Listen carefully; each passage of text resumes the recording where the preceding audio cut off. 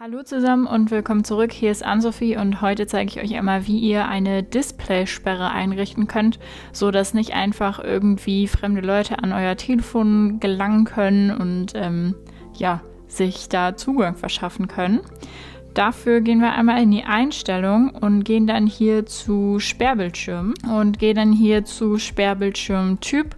Klicken da drauf und hier haben wir dann verschiedene Möglichkeiten. Wir können PIN wählen, Passwort, ein Muster, das Streichen, also einfach nur hoch swipen quasi und keine Displaysperre. Bei dem Muster, kleine Info, wenn ihr halt immer euer Muster auf dem Bildschirm malt, um euer Telefon zu entsperren, dann kann man das unter Umständen sehen, wenn man das Telefon gegen das Licht dreht. Das nur eine kleine Info am Rande. Ihr könnt das natürlich trotzdem einrichten, wenn ihr das möchtet. Am sichersten ist wahrscheinlich das Passwort, steht hier auch hohe Sicherheit, weil ihr da einfach die Möglichkeit habt, zwischen Buchstaben, Zahlen und hier so Sternchen beziehungsweise so Special Characters zu wählen. Wir nehmen jetzt einmal den PIN und richten einen PIN ein, klicken auf Weiter. Genau, jetzt sagt er uns, dieser PIN ist so einfach, aber wir gehen da trotzdem mit.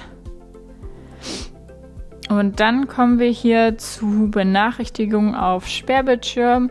Da können wir einmal generell sagen, ja oder nein, ob wir was gezeigt bekommen wollen oder nicht. Inhalt ausblenden, Inhalte anzeigen. Inhalt anzeigen, wenn entsperrt, an oder aus. Anzuzeigende Benachrichtigungen, Erinnerungen und stumme Benachrichtigungen. Und dann haben wir hier auf Always on Display anzeigen.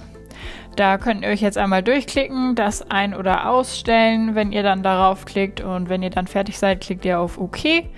Dann haben wir hier Remote-Entsperrung einschalten. Deine PIN, dein Muster oder dein Passwort werden von Samsung sicher gespeichert. Dadurch kannst du dein Telefon entsperren, falls du deine Entsperrungsmethode vergisst. Außerdem kannst du ein verlorenes Telefon remote steuern, wenn es gesperrt ist. Okay, du musst dich zuerst mit deinem Samsung-Account anmelden. Das haben wir jetzt ja hier nicht gemacht. Das könnt ihr natürlich machen. Ich sage hier einmal abbrechen und dann gehe ich zurück, entsperre einmal das Telefon und muss dann meinen PIN eingeben, sage okay und dann sind wir auch schon wieder zurück im Telefon. Das ist also, wie ihr eine Displaysperre einrichten könnt auf eurem Samsung Galaxy S23. Ich hoffe, es hat euch geholfen, hoffe, es hat euch gefallen. Lasst ein Like da, lasst ein Abo da und dann sehen wir uns beim nächsten Mal. Tschüss!